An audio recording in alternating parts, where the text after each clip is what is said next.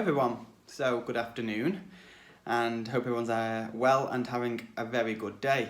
So today we're going to be talking a little bit about my journey with my auntie who's been battling Alzheimer's for the last 10 years. It's been a roller coaster, definitely has. It's also been a learning curve for me as well. It's probably made me the person I am today as well. It's opened my eyes to an awful lot of things you don't think you're going to go through until actually, it happens to you. Obviously, she's been fighting for about 10 years, and from when she first got diagnosed with Alzheimer's to where she is now, she's come a long way with it, really. I'm just really wanting to try and put the word out there for people who are caring for people with Alzheimer's or dementia, because I know how hard it actually is looking after somebody with Alzheimer's and dementia. It is the hardest job I've ever done. And at the same time, it's rewarding as well as hard. I got great joy out of thinking that I'm there for her, and even though she couldn't be her own voice, I knew I had to be her voice. So I felt like I went more for her, really, when it came to my auntie, because the relationship me and my auntie had, we were so close. More than a nephew, I probably was more like a son to her. I moved in with my auntie when I was round about 6, when she lost her husband to prostate cancer. So I've lived there for a long time, and then I just noticed her doing bits wrong, or not wrong, probably the wrong word, but she was doing more things that rang a bell, thinking that's not quite normal. And that sort of just happened with little bits, really. She'd just forget kind of where she was going or what she was doing. Just tiny little things where I was thinking, oh, that's not normal, And at the same time, I was thinking maybe it's just old age, it's, everybody forgets, we all do, but there is certain, things that people, loved ones and family members or even close friends can look out for, the signs. If anybody is worried or concerned about a loved one or a friend or, anyone what's close to you, and you've got concerns, just start looking for little signs, basically. And them little signs could just be anything that you don't think is normal or the normal behaviour for that person. It could be anything. I mean, my auntie sort of started writing things down on sticky notes and stuff because she couldn't remember. She'd go to the shops and she'd be like, what have I come for? And just little things like that. She'd go to the shops and she'd ask me, oh, do I want anything? And I'd say, oh yeah, I'd like this. And then when she'd come back, I'd say, oh, did you get me them bits? And she'd be like, no, I forgot. And they're the little things what just started, to sort of something not quite right. And although it's hard, it's really hard for them, because it's hard for them to accept that there's actually something wrong. And then obviously, from the little signs that she was doing and stuff led to me taking her to the doctors, and we took her for a brain scan, which came back that she had 3 minor strokes and middle stages of vascular dementia. And then really after there, she went on tablets and stuff, and then it was a case of every now and then she'd go for another brain scan to see how if she had any more strokes or how it was progressing. And I'd say every year, unfortunately, I lost a little bit of my auntie. And every year since, more and more of her went. And with losing bits of my auntie every year, played a big part on me, because she was a big part of my life. She was my soulmate. I mean, I just absolutely adored her. I mean, it was unconditional love. I can't describe the love I have for my auntie. And from where she was, say, 10 years ago to where she is now, it's awful. It is absolutely awful. It's a horrible, horrible disease. It just literally eats them away. It is soul destroying to see how amazing they used to be and fit and well to the disease just taking completely over. I mean, I just automatically just went for her. It was just my instincts to take over and care.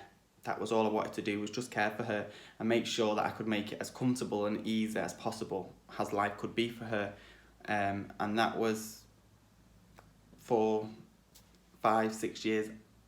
I had to end up caring for her. I became a full-time carer for her, doing everything, doing cleaning, washing, ironing, cooking. There was things I thought a lad at my age would never have to do, but somebody says to you, would you do that? You'd say no. But unfortunately, you don't get asked. It's just put on you, and it's either in you or it isn't. And I totally understand that some people can't do it.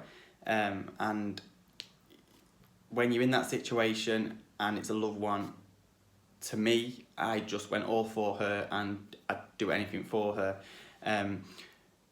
So by the time she got really bad was when, she sort of like couldn't really make anything to eat, or she couldn't make a drink. And then it started having an effect on my life as well, because I wasn't asking for help. If anything, I was covering up for her, because when she got diagnosed with Alzheimer's, vascular dementia, I agreed that I'd never put her in a home and I'd look after her, which I feel like I broke that promise, because unfortunately I had to put her in a home due to the care she needed. I just couldn't provide anymore. And also I blame myself a little bit, because obviously if you've watched me with videos, you know how bad I've been suffering with depression and anxiety. So when I had a massive breakdown this year in January, I just physically couldn't cope, due to me just covering everything up for her. It was getting to the point where she was forgetting to go to the toilet, and that was really hard, because it's not something I wanted to do, but it was something that if it kept her in a home, I did it. I cleaned up. Some days I'd go in and should by accident had a mess, or it's an awful illness, and she hasn't got any control over that, and she's got no control of her body or anything. So by me doing as much as I could, I did a shopping, a cleaning, a washing, I'd do everything for her, what she could not physically do anymore. But at the same time, you've got to respect them as well as a person, and respect that they don't want somebody to come in and take over. They don't want somebody to come in and do all this stuff for them, because my auntie was so proud, and she wouldn't want someone to come in and take over and do all the stuff for her, but she couldn't do it. She could not do it. So the only way to keep her in her home was for me to keep her there, is by doing what I did. And if somebody said, how far I've come with the illness and everything, would I still have done it? Yeah, 100% I would have still have done it. There's not a thing I would have changed. The only thing I would have changed is I wish I was a bit stronger to have dealt with my depression and dealt with my anxiety and kept her at home. I never wanted carers in, because I always feel a little bit on edge with carers, especially when it's a loved one. You feel like nobody's good enough to look after them but you. And the time Christmas came, she was really, really bad. She was forgetting who people was. She was forgetting me. She was forgetting where she lived. She was crying a lot for her mum and dad, which was really hard. You'd go in and she'd be crying and very upset because all she wanted was a mum and she wanted a dad. And, you know, you don't sit there and say to her, they've passed away. You know, I'd just say to her that they'll be back later. And you just try and play games, or you just do anything to try and take her mind off what she's thinking about. And you've just got to just play along with her. And she was in, like, you can say, a bubble, and if you kept her in that bubble and you went along with her and played with her in that bubble, she was fine. You could settle her back down and you could calm her down. And that's, I feel, where she felt safe when I was there. She believed me what I said when I said her mum was coming back and her dad would be here later and stuff, and she would settle and, you know, everything would be okay. But then closer to the end of January, not long before I had my depression and a mental breakdown and everything, my auntie was getting very bad. So I was juggling my life, a full-time job, caring full-time for my auntie, doing everything in the house that you could think of, bills, everything, shopping, cooking, and making sure that she had plenty to drink was left out, there was food left out for her. It was all just getting too much. And I got social services were involved because I just could not cope. I just needed some help because I'd had this breakdown. I just physically couldn't do it anymore. And I think of it was that she meant so much to me. You know, admitting I've lost her. It was really hard. And it still is now. It really is hard when a loved one is going through such a horrible disease. So we had carers what came in 5 times a day for 30 minutes. And unfortunately we weren't aware that they weren't staying the correct time and stuff. You know, they weren't staying the full 30 minutes, they were cutting it short and things, and my auntie really needed them 30 minutes to have that bonding or that talk, or sometimes just want to chat. You know, she really needed them 30 minutes 5 times a day. And one night the carers said she didn't want to go to bed, which, you know, we'll leave it at that. We'll say, okay, she didn't want to go to bed. I've got my own opinion, but I'm probably best not putting it on here. And unfortunately, she fell down the stairs and broke her neck. And I had a call from the police early hours of the morning to say my auntie had been found at the bottom of the stairs. So I went straight around instantly and I found her there on the floor. The ambulance had been called and the police, and she'd broken her neck and she was in a really, really bad way. And then we took her to hospital, which she later stayed in hospital for, she went in the February and she didn't come out till the May. I'm saying she came out, she never did come out. She actually had to go in a home because she'd got so bad. The Alzheimer's had really, really set in now, and she had got incontinent and she couldn't walk very well. We'd been called twice to the hospital to say expect the worst, which was really, really difficult and hard to deal with.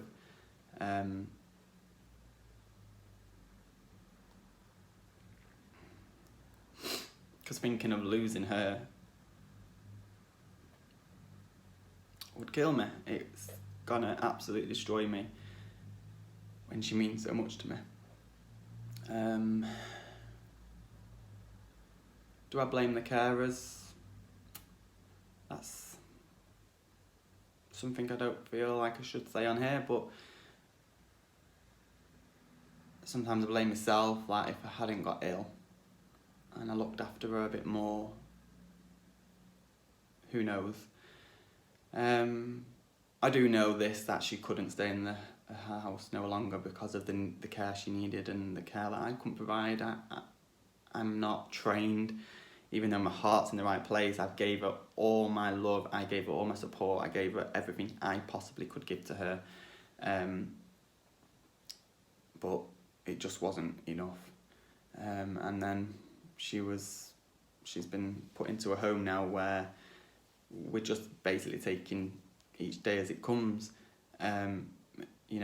She doesn't remember anything. She doesn't remember the fall. She doesn't remember me anymore when I go in. Some days she's a bit better, and I'll say it's me, and you'll see her face light up. But then she can quite easily forget within 5-10 minutes. And we probably have more bad days than good. She sleeps an awful lot now. And she's in bed quite a lot. We had a meeting the other day with some doctors to try and change the tablets, but when the doctors came, they wanted to do some blood tests and stuff, and they found that her kidneys and liver weren't functioning. So things are shutting down slowly. Like I say, it is an awful disease. It's not nice. It's soul destroying to see a loved one you love so much deteriorate in front of you every single day, to the fact that now I look at her and I know my Auntie Joan's gone. All I'm left with is a shell, is her body, because she hasn't got any quality of life anymore. She can't do anything for herself, and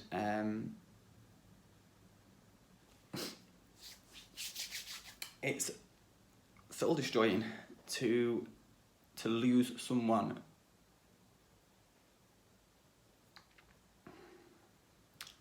with Alzheimer's.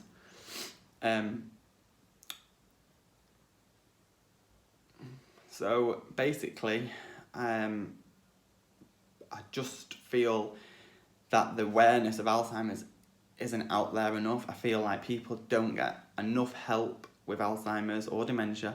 I just feel that it's not spoke about enough. I just feel like there's not enough help from the government, or it's just not spoke about enough to make people realise that Alzheimer's is a silent killer. It is horrible. It is soul destroying, and it ruins people's families, because you, as a family, are sitting and watching someone deteriorate in front of your eyes, and there's nothing you can do. It's awful. And you try and give them so much hope, you try and give them so much love and reassurance that everything's going to be fine. And now I go and visit her, I'll get in bed, I'll cuddle her, I'll push her up in bed, and I'll get inside and, I'll get all cuddled with her. And she tells me most times now she's ready to go with her mum, or what be with my dad. So at the same time that I feel when it does happen, I will be a bit relieved that she's not suffering no more. But on the same hand, I feel angry with the Alzheimer's. I feel annoyed that they took my auntie. It took her way too soon. And I know she's had a really good life, and I've got so many memories and so many happy thoughts and memories of my auntie, of all the great times we spent together. But I just miss them chats with her. I miss telling her things. I miss telling her what's going on in my life, or I'd always talk to her about advice or what she thought, because she always knew best, really. I just truly loved her, and still do. The love will never go. We will win Alzheimer's eventually, when I feel like there's enough things have been looked into, and science and stuff. Maybe can eventually one day, hopefully, that there'll be a tablet, or there'll be something that can cure the brain from this horrible disease, and we can maybe save so many other people's families from losing people to Alzheimer's or dementia. I just feel like people need to talk about it a bit more. The word needs to be spreaded. It needs people to know that Alzheimer's and dementia is real, and people are losing their lives to it, and there's not enough help out there for carers and people that support people with Alzheimer's and dementia, because as I know I've done it, it's physically, mentally draining. It is really, really hard work. I tried to juggle my life, work, everything all into one, and eventually something's got to give, and it was me. My body just decided that was it. I can't take no more, which destroyed me. And on the same hand, I've had to give up an awful lot of my life to look after my auntie. Do I regret that? Not a chance, no. I do not regret that. I mean, I've let opportunities go by me, but so what? I got to spend quality time with my auntie. That means so much to me. I mean, in my life, I had a big dream that, I wanted to be an actor, a model, a TV presenter and that kind of stuff. And I had big opportunities that I let go past me, basically. I got the opportunity to go onto Gogglebox when it first came out, and I really wanted to do it. It was, it was a big thing that this probably could be, my big break. But unfortunately at the time, my auntie really needed me. So it was, do I pick what I want to do? Do I go and pick and do Gogglebox and put the hours and work in there, or do I go and look after my auntie? And the answer was, I went and looked after my auntie, because I know I probably will never get that chance again. I know that chances never, them kind of things never come back. But I can sit back and think I had the most amazing time I spent with her, looking after her, and I gave her the best quality of life. Whether that means I lost that chance because it'll never happen again, then so be it. And some people said you're a young lad, you should take these opportunities. It's what you really want to do. I mean, your passion for acting on Coronation Street or modelling and TV work is all you ever talk about. You should take the opportunities. Your Auntie Joan would have wanted you to do it. No, I just couldn't do it. I said, I can't do it. I said, I know she needs me. How selfish of me to be going working on Coronation Street, doing extra work. When I'm there, I'm thinking I should be at home with her, not here enjoying myself at Coronation Street or whatever I was doing. So I did get, I've had quite a lot of work off Coronation Street doing extra and stuff, and I had to just refuse it because my heart was with my auntie. My heart was to look after her, and although people used to say to me, go and do it, go and be a young lad and go and get what you want, but I just didn't, because my heart told me, my instincts told me to go and look after my auntie, who means the world to me, and I wouldn't change it. I mean, now I know she's in a home and she's being looked after with the most amazing team and staff. It is just unbelievable. They are so, so good. She's in a nursing home, which I never thought ever would be good enough for her, and I just can't fault it. Honest to God, can't fault it. I mean, it is 10 out of 10. It's the best place that I know she can be at now, and she's being looked after and she is getting the care she needs. And people say to me now, maybe it's your turn now to get your life back and try and get back out there and try and see if I can get some more work from Corrie or other places. I mean, I did apply back to Gogglebox to try and see sometimes people get a second chance, but they said no. But it's not meant to be. It wasn't meant to be. And eventually, I will try and get my life back, and I will try and maybe concentrate on my dreams eventually. Who knows? But if I've lost them opportunities and they're never going to come back, then so be it, because I got more love and joy out of looking after my auntie, who's got the Alzheimer's, than myself. I mean, it makes me a bit sad that, what could have been, but at the end of the day, she needed me, and my heart just went out to her. And I would do it again and again and again. No matter how much love I can give her, I just give her and give her and give her, because I just love her so much. But I really, really want to get this video, just getting out there and just to tell people about how serious Alzheimer's and dementia is, and people need help. People do. The carers, if you are looking after someone with Alzheimer's and dementia, I pat on your back, because you do an amazing, amazing job. It's a really hard job, and however you are doing it, whatever your solution is to make the person you're looking after feel comfortable and in a nice environment, then a pat on your back, because you're doing an amazing job. Honest to God, it is really, really hard. But I would really love this story to just try and get out there, and try and just get people talking, because it really is serious. I just feel like there's not enough, it's not spoke about enough, basically. I don't feel like the awareness of Alzheimer's and dementia is spoke about enough globally. And I would love to get onto this morning and talk to Holly and Phil about Alzheimer's, and try and help, if I can help anybody else out there what maybe just thinking, was my mum doing things like that, or is my dad doing things like that. Try and catch it early, get them to the doctors, get them a scan, and just I know it's really hard, because when you're looking in on them and telling them that you're doing these things wrong, they don't want to admit it.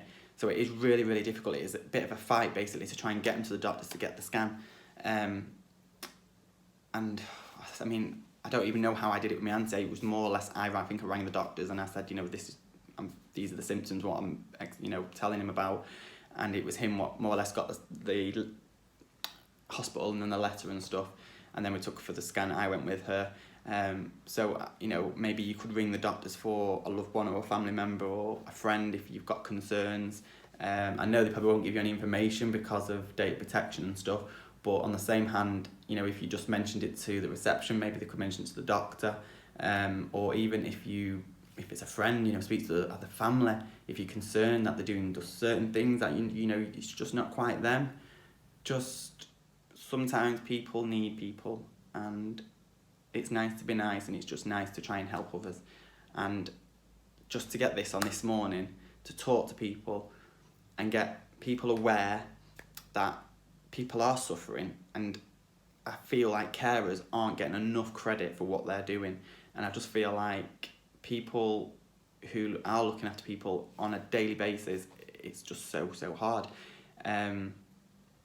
Obviously, I've been reading the paper about the story with Barbara Windsor. I know she's got it, and it's just so sad. I know they've been doing a petition, and I have signed that petition to try and get more help and support for carers who are looking after people with dementia. I do all I can to try and get the awareness out there of Alzheimer's and dementia. So to try and just do this video and try and get people to be aware of, people's situation, and just basically say to the carers what are doing it. If you're watching, good to you, and a pat on your back. And I understand when people say, but I've got my own life and stuff. I know I did, but I had to put my career on hold. I just thought, well, my big chance could have been that goggle box, but just let it go, just forget about it, because if it was meant to be, it was meant to be.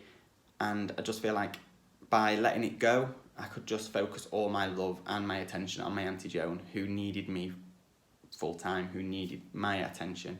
And when I was a child, she gave me her attention and spoilt me. So now it was my time to give her the love back and spoil her. And I wouldn't change that. But just try and get this story out there and let people be aware of the symptoms of dementia and Alzheimer's. And if you are struggling, if you do feel like a loved one has got it, like I said, get in touch with the doctors, the GPs, There is crisis numbers that you can actually find online, which are 24 hours. You can call them. You can also get in touch with like social services, and you'll probably get like a social worker, and I think somebody who like did with my auntie came out and did like a test with her to see what kind of stage she's at with the Alzheimer's, because they're all at different stages. I do remember like them telling me like things to try and do with her, like put on music and things, just to remind her of things. But there is lots and lots and lots of help out there. I just feel like the help it's just not, people just don't know about it, or they don't know the numbers to phone, or they're just scared, and it's fine to be scared. I was absolutely petrified. I'm 31 and I've looked after her. I didn't get the choice. Well, I did get the choice because I could have said no, but my heart, no, sorry, I love you to pieces and I will do it. And whatever that meant, giving up my career on Coronation Street or whatever I wanted to do, Hollyoaks and all the rest of it, then, if it happens again and I get that chance, then brilliant, thank you, God. But other than that, just Google the numbers for help, support in Alzheimer's and dementia. You can phone social services, and they'll also give you, I think, a 24-hour care line where you can phone and speak to somebody and ring them all the time. They're there to help you. I also know like my counselling helped me quite a lot with my auntie, but that obviously was me being really laid down with the Alzheimer's. But yeah, if you speak to like social services, you should get allocated a social worker for yourself being a carer, and also for your aunt, obviously it was my aunt, but for whoever it is you're involved with, they should get a social worker to help them as well. And there's quite a lot really what goes into it. There's quite a lot that people don't know about. Like I didn't know about like next of kin. I didn't realise like power of attorney and stuff until obviously she got the Alzheimer's, and we had to get all that signed and stuff, and it can be expensive, it really can, but it is worth it, because when they have gone that bad, you do need to make them decisions, and you do need to make them choices, unfortunately, which I've had to do. It's not been nice, it's not been easy, it's been really, really hard, and I've had to grow up. I had to think, well, what is best for her, what is in her best interest, and they're the things that you need to think about. So it is worth a talk about next of kin and about power of attorney, and I know people don't like talking about all that kind of stuff 'cause it's really, really private, but money and stuff people should talk about. And I did speak to my auntie about the funeral and what she wanted, so when she does forget, I know exactly what her wishes were and stuff, and I do, so I feel that I can give her the best send-off that she should get, because I know she will get the most amazing send-off, because I just love her, and I know what she wants, basically. But I also know that it's hard, and it's not a nice illness, it really isn't. And where I am now is probably the hardest, because she can't really get a sentence out anymore. She's not eating, she's not drinking very much, and the home and that have just said you've just got to take every day as it comes, which really hurts, because I can't settle. I know every day I'm thinking, is the phone gonna ring, is it today? How every time I go and see her every day, it's still a case of what am I going to go walk into today, and it all sets my anxiety off. At night times I wake up 4 or 5 times in the night, keep checking my phone, making sure I've not missed a call from the home or something. So it does play a big part in your life, and it is hard. But if you are caring for someone and looking after someone, then well done.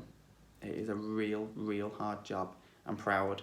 You should be proud of yourself, because they're proud of you and they love you. Even though they can't tell you, I've always wanted my auntie to turn around and say, I'm so proud and thank you so much for doing what I've done. I know I'm never going to get that, but I know if she was fully here, she'd say that to me. And maybe once she has passed, I will hopefully might be able to move on with my life and maybe get my career on TV back to where I want it to be, and maybe I'll have that big break, but who knows. But I would really love this story to try and get onto This Morning, or maybe some radio shows to try and get the word out there about the Alzheimer's and dementia. If you like this video, please hit the like button, and if you would like to subscribe, please hit the subscribe button. Would really appreciate the subscribers. And if anyone's got any questions or anything, please just drop me a message. I will answer your messages if I can. I will answer them. Whether or not I've got the answer for you, I will answer you. If it's numbers that people are after, I can put some numbers on there for you. I have got a few books from when I've obviously been going through my auntie and stuff. I've got numbers and stuff for like 24-hour helplines and call lines and stuff. So please hit the like button. Please subscribe, and let's try and get this video shared and out there and spread the word about Alzheimer's, because it really needs to be talked about. So I'm going to leave you with that, and I will do another video. I might do one when I go into the home. I'm just debating if to do it or not, whether or not it's a bit upsetting or it's not the right thing to do. I'm not too sure to go in and video her in bed. I don't really know on that one. I'm going to have a little think. I might put a few pictures on here of like how she used to look and stuff. But whether or not I might do one in the home, me going to see her. I'm not sure, but I will let you all know. You all get the video, obviously. So, like I say, hit like, please subscribe, and get this video shared, and I would really appreciate it. And let's get talking about Alzheimer's and dementia, and let's try and help some people. Okay, take care now.